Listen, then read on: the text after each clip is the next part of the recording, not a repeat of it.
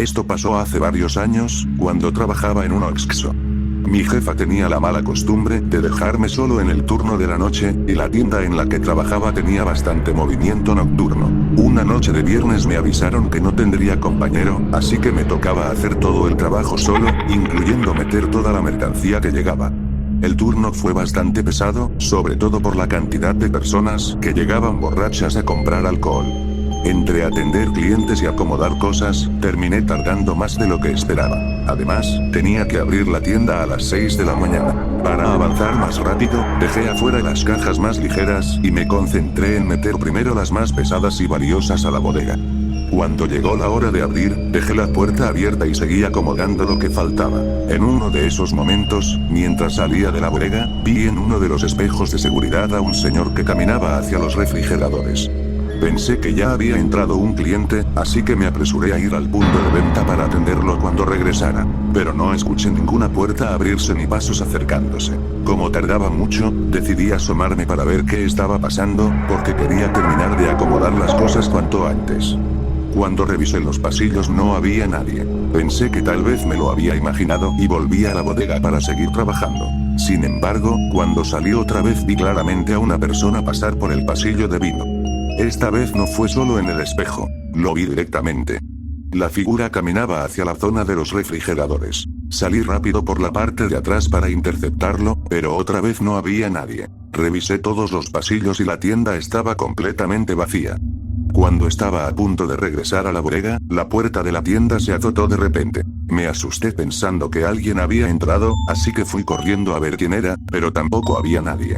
Subí las escaleras para revisar la planta alta, donde estaban la bóveda y el baño, pensando que tal vez alguien se había metido ahí, pero tampoco encontré a nadie. Ya un poco nervioso, decidí terminar de meter las cosas lo más rápido posible. Mientras estaba en eso, escuché que uno de los refrigeradores se abría. Esta vez ni siquiera miré los pasillos. Simplemente me dirigí directo al punto de venta. Desde ahí vi que uno de los clientes frecuentes se acercaba para pagar. Me sentí aliviado al ver que por fin había alguien real en la tienda. Mientras le cobraba, se escuchó que alguien intentaba abrir el refrigerador de cerveza, el cual no se podía abrir hasta las 8 de la mañana. El cliente se asustó y me preguntó si era mi compañero, porque él tampoco había visto a nadie entrar. Le dije que estaba completamente solo. Entonces él mismo fue a mirar los pasillos y tampoco encontró a nadie. No recuerdo exactamente qué me dijo después, pero mencionó algo sobre fantasmas. Cuando se fue, todo estuvo tranquilo durante unos 15 minutos, lo suficiente para que terminara de meter toda la mercancía.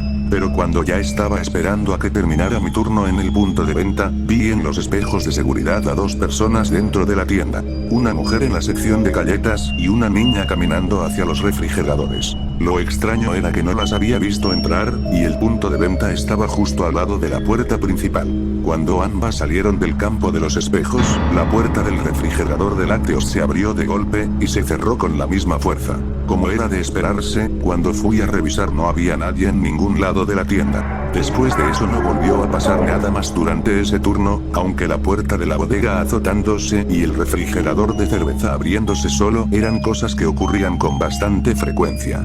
Con el tiempo, todos los que trabajábamos ahí terminamos acostumbrándonos. La segunda cosa extraña que me pasó en ese Oxxo también fue durante un turno de noche. En una ocasión estaba dentro de los refrigeradores, acomodando producto cuando escuché que las luces de la bodega y de la planta alta se encendieron de golpe.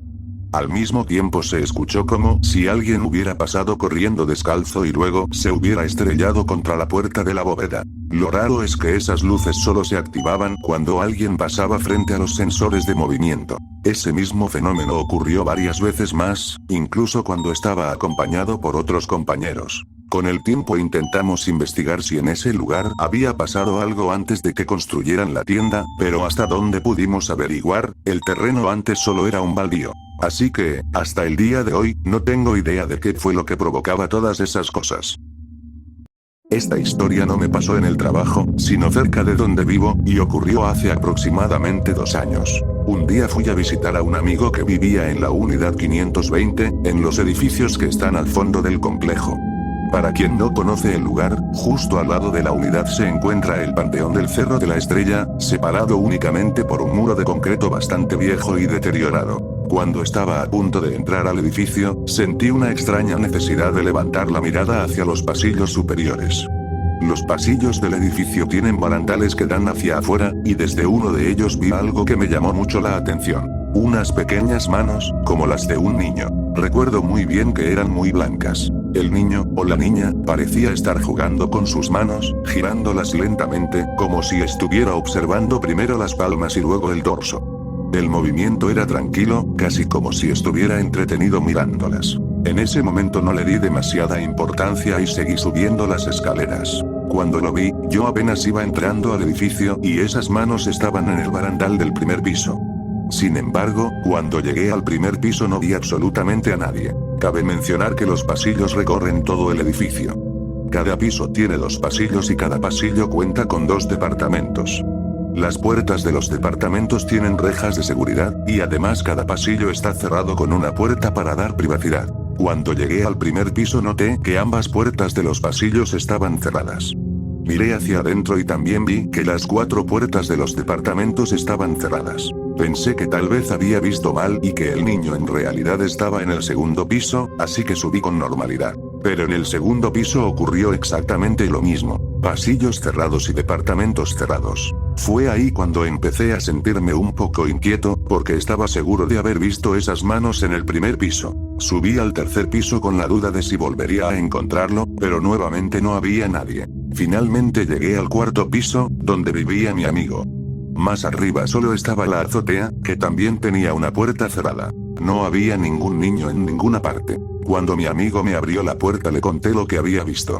Él se quedó un poco extraño, pero en ese momento no dijo nada. Más tarde, cuando llegó su mamá, mi amigo le contó la historia.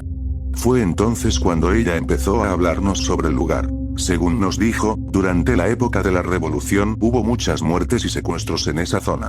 Una de las historias más conocidas cuenta que a una mujer le secuestraron a su hija. Un hombre que era charro juró que no descansaría hasta encontrarla y devolverla a su madre. El charro salió a buscarla, y nunca volvió. La mamá de mi amigo también nos contó que, según los vecinos, ese charro a veces se aparece en las azoteas de los edificios, especialmente cuando alguien sube a tender ropa. Incluso aseguró que ella misma lo había visto una vez. Luego nos relató otra historia. Un vecino que era muy alcohólico llegó una madrugada a la unidad y encontró a una niña llorando en los columpios del pequeño parque. El hombre, confundido, se acercó a preguntarle quién era o dónde vivía, pero la niña no respondió. Solo seguía llorando. Entonces decidió tomarla de la mano y caminar con ella. Mientras avanzaban, el hombre empezó a notar que la mano de la niña se volvía cada vez más fría. Pensó que tal vez era por el alcohol, pero poco a poco sintió que esa mano era demasiado delgada, casi como si fuera puro hueso. Cuando volteó a verla, dice que lo que caminaba con ella no era una niña, sino un cadáver. El hombre soltó la mano y salió corriendo.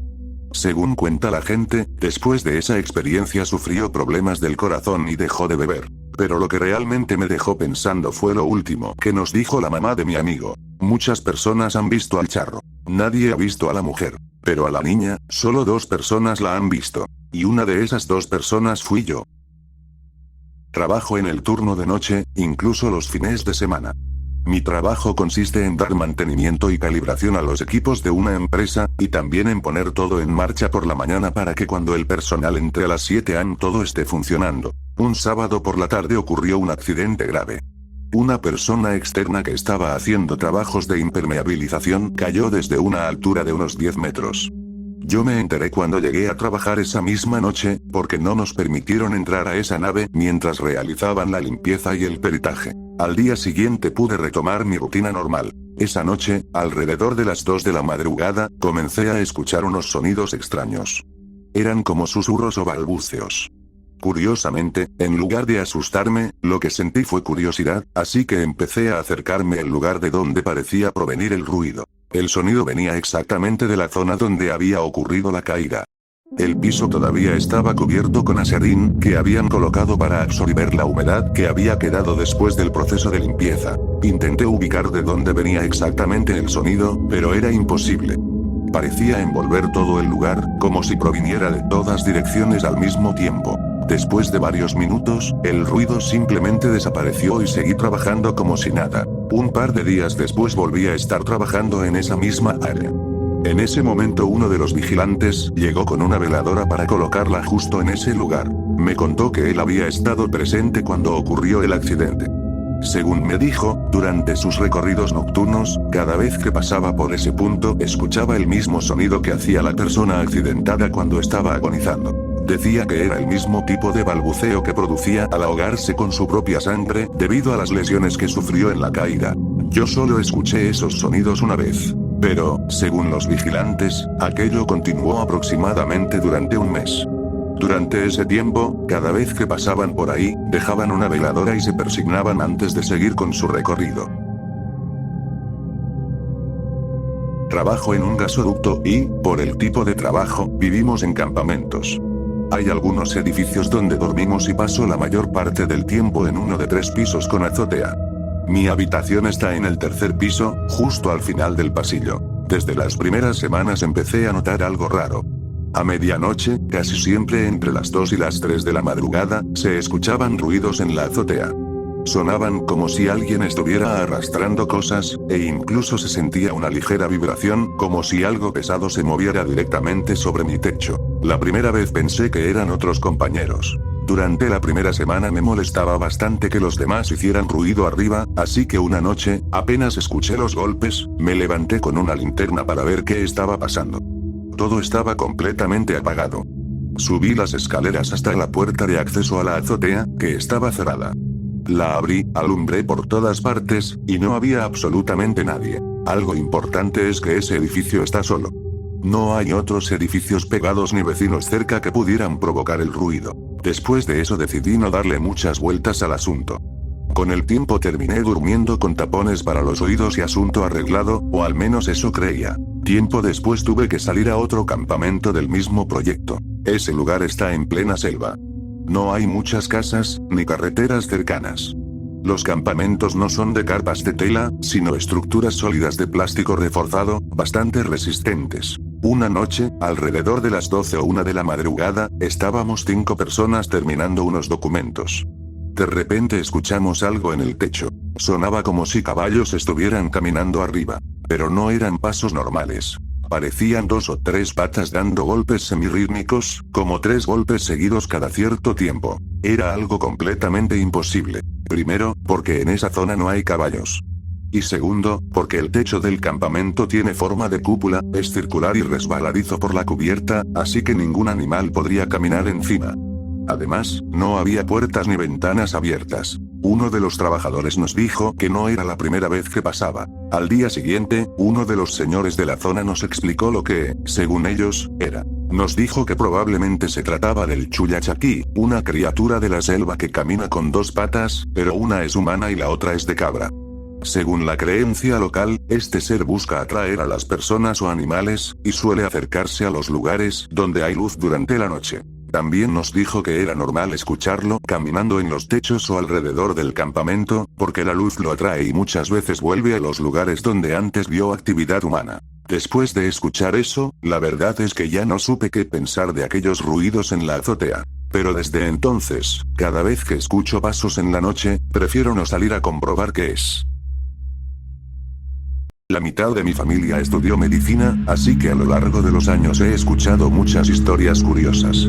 Varias de ellas vienen del hospital donde trabaja mi madre, que además es el hospital más viejo de la región y, según dicen, también el que más historias extrañas tiene. Incluso mi mamá, que no es alguien que crea mucho en cosas paranormales, ha vivido algunas situaciones raras durante sus turnos. Hace muchos años ella trabajaba en el turno de la noche. Como el hospital es municipal, no es muy grande. En las noches tranquilas, cuando casi no había pacientes, ella y otra compañera, las únicas 2 enfermeras que cubrían esa área, se turnaban para descansar un rato. Mientras una dormía, la otra se quedaba de guardia. Esa noche solo tenían 2 pacientes. A mi mamá le tocaba hacer la guardia mientras su compañera dormía. En algún momento de la madrugada sintió que hacía un poco de frío, así que fue al armario para sacar unas sábanas y llevárselas a los pacientes. Pero cuando llegó a las camas notó algo extraño. Los dos ya tenían sábanas. Eso la desconcertó bastante, porque estaba segura de que antes no las tenían. Pensó que tal vez los mismos pacientes las habían tomado del armario, aunque en realidad eso no era posible. Entonces uno de los pacientes, que estaba despierto, le dijo con total normalidad: hace unos momentos la otra enfermera nos dio sábanas. Además, le comentó que también les había tomado los signos vitales. Mi mamá se quedó sorprendida y un poco inquieta, así que le preguntó: ¿cuál otra enfermera? El paciente respondió: la otra enfermera, la de pelo negro, largo. En ese momento mi mamá fue a despertar a su compañera para preguntarle si había sido ella. Pero ya sabía que no podía ser, porque la descripción que había dado el paciente no coincidía en absoluto con su compañera. Esa noche solo estaban ellas dos en ese servicio, y ninguna era como la enfermera que el paciente describía. Lo curioso es que, cada vez que surge una historia similar en ese hospital, la descripción suele ser prácticamente la misma. Una enfermera con el cabello negro y largo, con el uniforme muy bien arreglado, a veces incluso dicen que parece de otro tiempo, y cuyo rostro casi nunca se alcanza a distinguir con claridad. En ese hospital, de vez en cuando siguen apareciendo relatos así, especialmente durante el turno de la noche. Tanto pacientes como personal han dicho ver cosas extrañas. Desde perros negros caminando dentro del hospital, hasta personas que parecen parte del personal, pero que, según todos, en realidad no trabajan ahí.